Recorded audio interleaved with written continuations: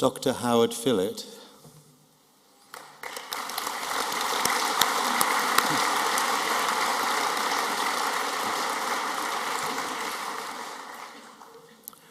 In 1980, Dr. Howard Fillit visited a New York institute specializing in elderly care.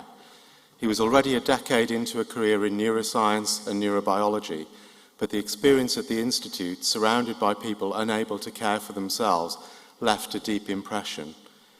Howard returned to the Rockefeller University Hospital, where he worked and opened one of the first Alzheimer clinics in the country. And there he began a clinical trial that opened up a new field of research that is continuing nearly 40 years later. Howard was born and brought up in New York City. While at high school, his biology teacher spotted his fascination with science, gave him an advanced biology textbook to study, and the rest, as they say, is history. During a summer off school in 1965, Howard took an internship at a small private medical research group and then enrolled at Cornell in 1965 to study the university's new program of neurobiology. He ran 2 research projects at Cornell, having his first paper published in 1970, addressing one aspect of how the brain determines behavior and interacts with the environment to learn. Howard continued his research until graduating, when he began clinical training at a New York practice. And it was during this residency that he undertook a 3-month placement at Rockefeller in the lab of Macklin McCarty, who had co-authored the seminal work enabling the discovery of the DNA code. This 3-month program ended up lasting 12 years, and Howard completed his scientific training and postdoc in immunology while at Rockefeller. After his experience with Alzheimer patients at the Institute in Long Island, Howard developed a joint career as a physician and scientist and built up the Alzheimer's Clinic at Rockefeller before joining the first department of geriatric medicine in the United States at Mount Sinai School of Medicine in 1987. He remains a clinical professor at Mount Sinai to this day, specializing in geriatric medicine and palliative care, medicine, and neuroscience. Howard helped to establish the Alzheimer's Drug Discovery Foundation, the ADDF, in 1998, and currently serves as the founding executive director and the chief scientific officer.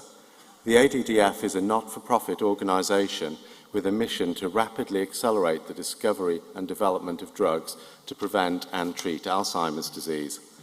Since foundation, the ADDF has awarded more than $130 million in funds to fund over 600 Alzheimer's drug discovery programs and clinical trials in 19 countries. 20% of the drugs in clinical development for Alzheimer's disease have received support from the ADDF. That's a phenomenal contribution for one organization to fund that proportion of trials, and I think that's been an amazing contribution to the field. The Foundation supports a critical and underfunded area of research, that of preclinical drug discovery and early-stage clinical trials of potential treatments. This area is often called the Valley of Death because it's where good ideas go to die. Many projects hold great promise, but also present great risk, and most are not far enough along in the drug development pipeline to attract financial support from the pharmaceutical industry, federal funders, or other major partners. By assuming the risk and bridging this critical gap in funding, the ADDF enables leading scientists to pursue pioneering ideas to cure Alzheimer's disease that would otherwise go unexplored. For example, the ADDF supported research that led to the first FDA-approved diagnostic test for Alzheimer's disease and has recently partnered with Bill Gates to create a diagnostics accelerator to help develop blood tests for Alzheimer's disease, something that could be a transforming treatment within 3 years. Throughout his career, Howard has maintained a limited private practice in consultative geriatric medicine with a focus on Alzheimer's disease.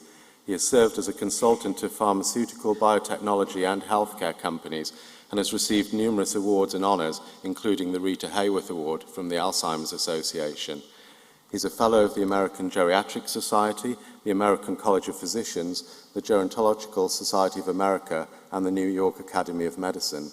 He has authored or co-authored more than 350 scientific and clinical publications and is the senior editor of Brocklehurst's Textbook of Geriatric Medicine and Gerontology. Nearly 40 years since his first foray into Alzheimer's research, Howard remains just as passionate and determined to find new treatments, and he's more excited than ever about the potential for the future. I'd like to end with a quote from the ADDF website. "Together we can and will conquer Alzheimer's disease." Now this really deserves kind of dry ice and a pyrotechnic display, but in these times of climate emergency and budget cuts, you'll just have to imagine the spectacular show. But on a joke aside, on a personal note, firstly I would like to say this is also an area we're very passionate about at Exeter, and we're striving very hard to contribute to that mission. I would also say, as somebody who's been a dementia researcher for more than 20 years, that I have huge respect, admiration and thanks for the contribution that Howard has made to this field, which has been very substantial. Chancellor, it's my honour to present Dr. Howard Fillit for the degree of Doctor of Science, honoris causa.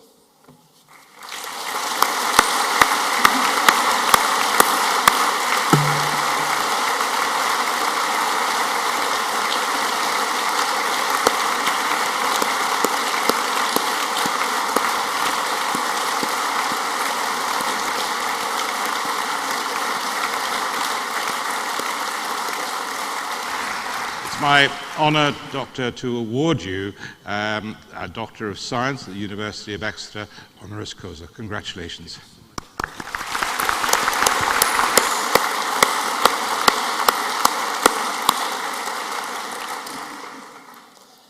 I now invite our honorary graduate, Dr. Howard Fillit, to address the congregation.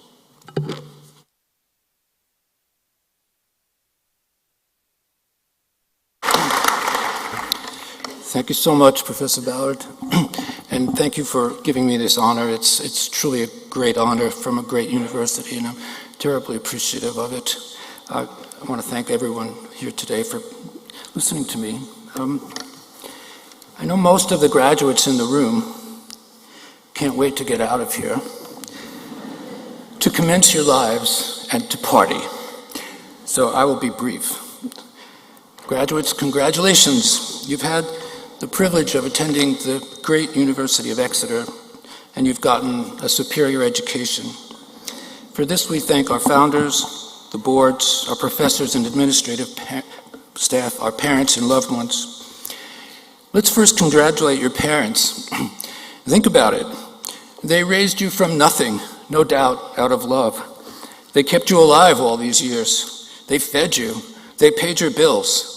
So graduates, while we celebrate your great achievement, we salute you, your parents today, for today is also their graduation too.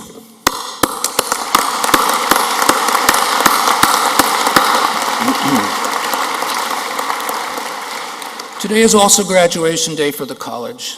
Let's congratulate all the teachers who have tried so desperately to teach you these past few years. Their dedication to teaching, a noble profession, is unquestionable. Thank you.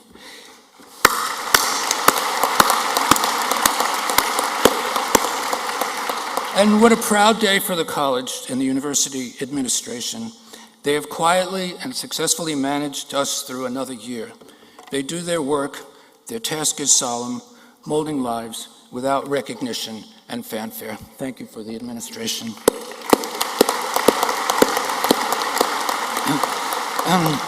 Graduates, this is just the beginning. This is why it's called commencement. Who will you be? No one can know, not even you. As you've heard many times before, life really is an amazing journey, somewhat like rafting on a river, sometimes exhilarating, sometimes devastating, and often out of your control. Enjoy the ride as much as you can. What advice can I give you? Probably not too much. Life is itself the greatest teacher. Your world is so different from mine when I was young.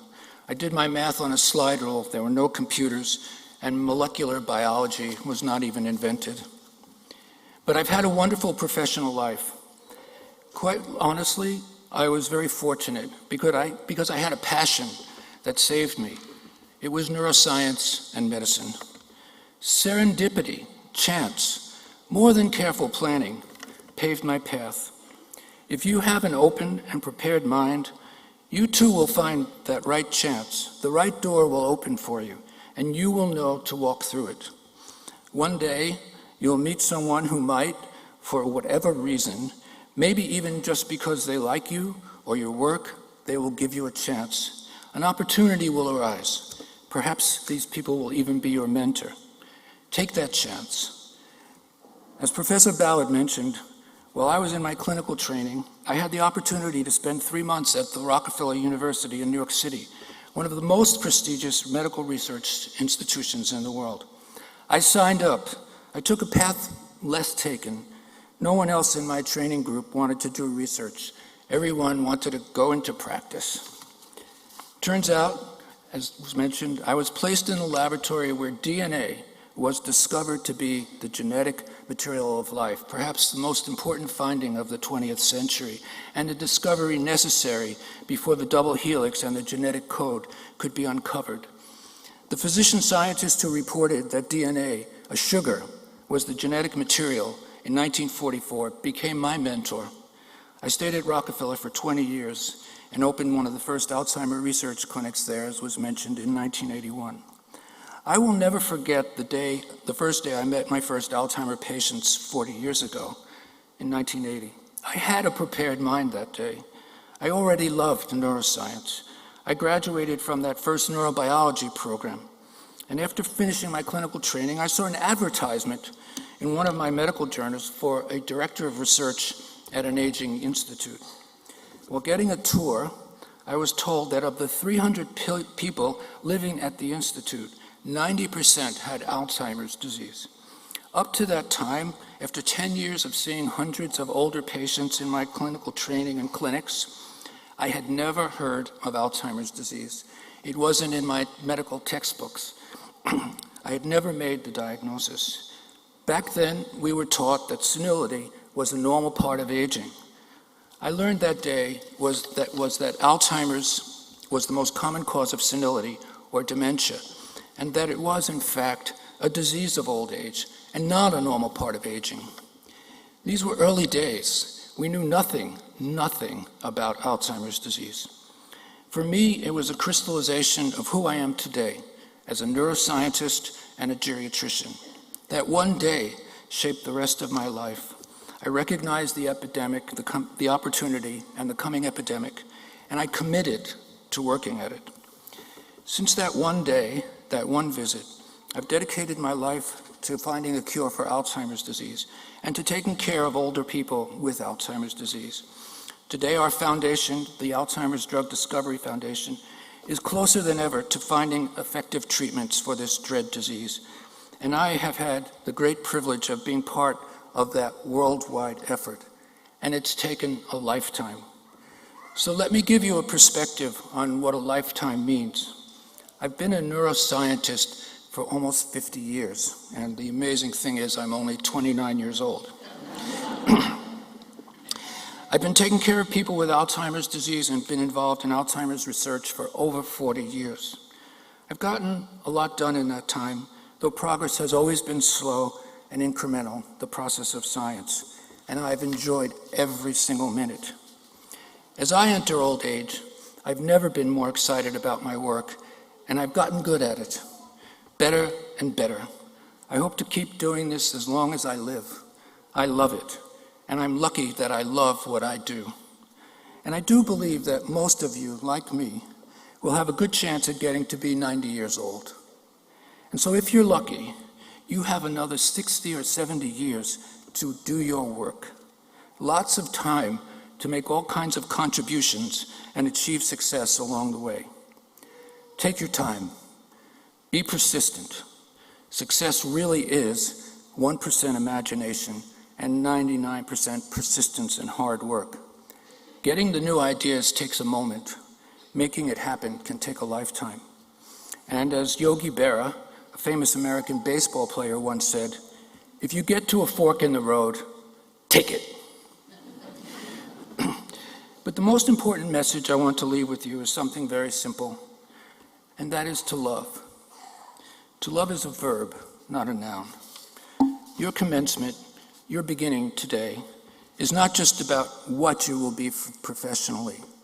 It's even more about who you are and who you will be as a human being. You will seek and hopefully find significance in this world, in your work, but you will find meaning in your life from how you love others, from what you give, and not from what you get. How you balance work and your personal life will be your daily challenge. In addition to whatever satisfaction you may get from your work life, your true happiness will come from age-old, cherished values of the heart. Perhaps I'm just an old hippie quoting an ancient Beatles song, or maybe I'm just repeating an age-old mantra from many religions and philosophies. But because these fundamental human values about love have been widely shared in societies and cultures throughout the world for thousands of years, they must have truth. Love is the answer. Thank you for this great gift of the honorary graduate today and of the opportunity to speak with you. I am humbled and grateful. I wish you all happy, healthy, and productive lives. Thank you so much.